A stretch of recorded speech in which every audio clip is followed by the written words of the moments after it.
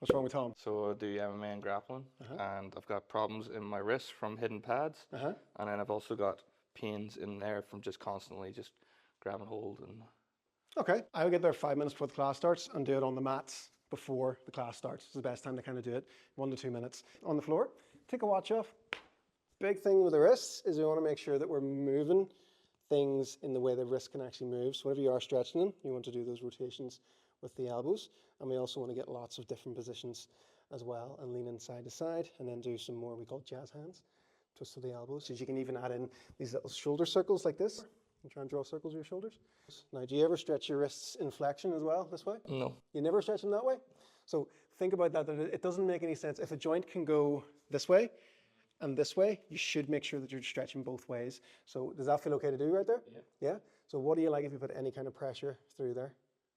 I can feel it. Feel it right away? So you want to try and build that up over time. So especially because you do MMA, if I want to bust his wrist, that's the position I want to get into. Yeah. And I always used to get caught in positions like that. And then, you're basically able to control the person whatever you want. And if they don't have strong wrists, they're just going to freak out. You want to have more joint tolerance in case you do accidentally hit a pad and they accidentally do something like that. So you have to think, people don't stand still when you're trying to hit them. You're never going to get to hit them flush with a pad the way you do in your normal pad work, so you might catch someone funny. So it's really important to kind of stretch in these ways as well, and you want to build that up over time. Same thing, you can do that jazz hands and that as well. Just be nice and gentle with it at first, but you want to work on different angles, different positions, and over time, actually, in your case, not everybody, but if you do MMA, it's good to kind of build up so you can hold yourself in a full push-up position as well. Not today. Take a lot of time over that and just get yourself to a point where you feel like you could lean yourself out a little bit further. Whenever you finish doing that, always make sure to do some wrist rotations. Other things to do as well is just circles in slow, controlled motions. This will also help with the elbows. This final one for you. Grab the thumbs, stretch that way. Just tilt down. It's quite a nice one too. So milk the air kai.